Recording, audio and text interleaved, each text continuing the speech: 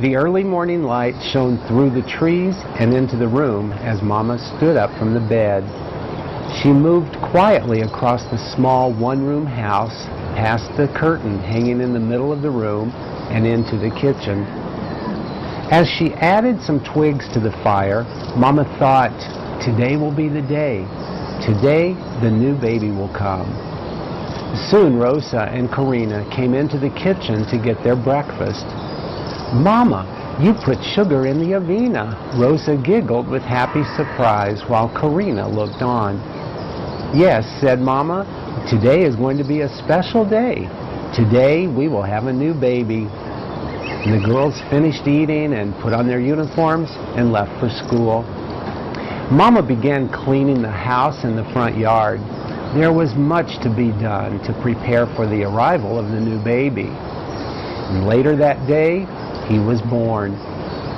Your little brother is here, Mama told the girls. His name is Enrique. We now have a boy. He is our special one. Enrique was a beautiful baby with dark curly hair and skin the color of almonds. And Mama and the girls were happy. But deep inside, Mama knew something was not right. One day when little Enrique was sleeping, the rain came. The sky turned dark. The wind blew hard. And suddenly there was a crash of thunder. And Mama jumped and the girls screamed. Baby Enrique began to cry. And Mama looked at him and felt the coldness come into her, because now Mama knew baby Enrique could not hear. As little Enrique grew, his world was dark with no sound. Mama loved him but didn't know how to help him. His sisters loved him, but they didn't understand. Enrique knew he was different.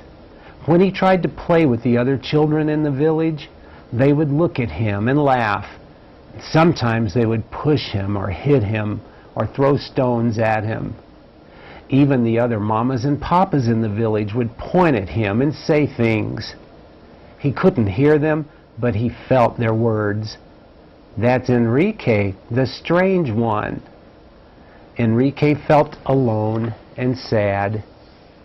One day when he was older, a stranger came to the village, and this was a stranger like no one they had ever seen before. She was tall, her skin was white, and she had red hair, lots of red hair. Enrique hid behind Mama as the stranger talked with her. Mama looked at Enrique. The stranger looked at him too. But when she looked at him, the stranger smiled, and it was different from the smiles of the villagers.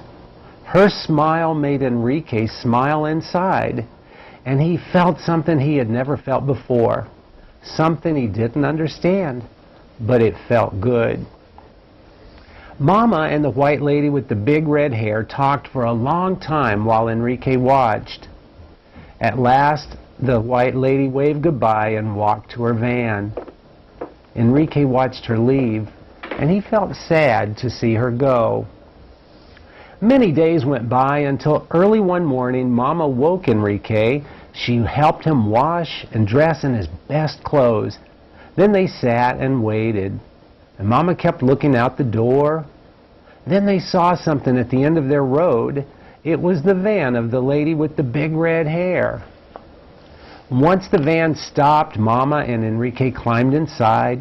The lady with the red hair greeted Mama and Enrique with a huge smile. But Enrique was scared. They had never done anything like this before. They drove to the next village and stopped at the church hall. Enrique looked in fear as he saw there were many boys and girls there. He was afraid they would be mean to him like the children in his own village. But then Enrique saw something else.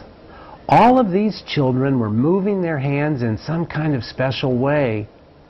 As Enrique watched, he knew in his heart that they were like him. They were deaf. The lady with the big red hair had some friends with her, and he saw that they were talking with their hands like the children. That day, Enrique learned to say many things with his hands. He learned Mama and Papa. He learned dog and food. He learned water and bed. And he learned to say, I love you. Mama was learning the word signs too.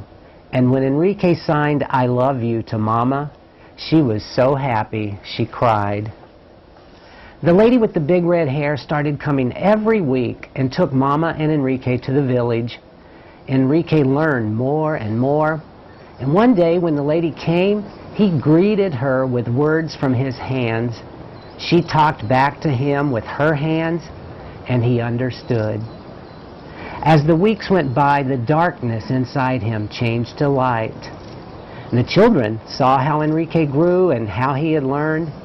Now, when they pointed, they smiled and said, That's Enrique, the special one. Enrique smiled back. He felt good inside.